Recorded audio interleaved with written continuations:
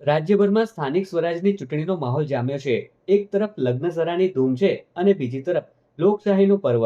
આજે ગુજરાતના ખૂણે ખૂણેથી એવી તસવીરો સામે આવી છે જે સાબિત કરે છે કે નાગરિકો માટે દેશની ફરજ સર્વોપરી છે।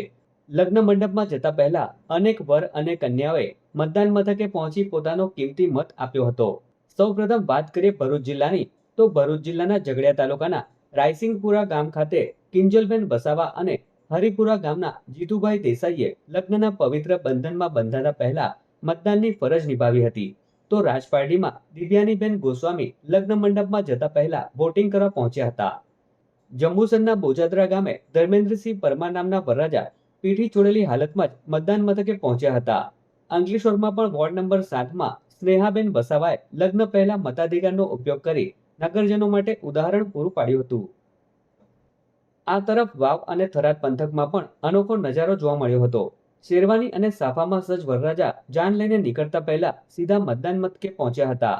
લગ્ન પ્રસંગની આટલી વ્યસ્તતા વચ્ચે પણ મતદાનને પ્રાધાન્ય આપતા આ વરરાજાને જોવા માટે લોકોના ટોળા ઉમટી પડ્યા હતા। સ્થાનિક સ્વરાજ્યની ચૂંટણીને લઈ દક્ષિણ ગુજરાતમાં પણ ભારે ઉત્સાહનો માહોલ જોવા મળ્યો હતો। વલસાડના નાના પોટાના જોગવેલ ગામ ખાતે એક વરરાજાએ પીઠી છોડેલી હાલતમાં મતદાન કર્યું અને લોકોને વધુમાં વધુ મતદાન કરવા અપીલ કરી હતી। સૌથી પ્રેરણાદાયી દ્રશ્યો દાહોદ જિલ્લાના દેવગઢ બારિયાના નાની ઝરી ગામે જોવા મળ્યા હતા। અહીં શ્વેતા અને મિત્તલ નામની બે બહેનોના ઘરે જાન આવી હતી। લગ્નનો મંડપ તૈયાર હતો, છતાં બંને બહેનોએ પહેલા રાષ્ટ્રીય પર્વની ઉજવણી કરવાનું નક્કી કર્યું। મતદાન કર્યા બાદ જ મિત્તલ લગ્ન મંડપમાં ફેરા ફરવા બેઠી હતી।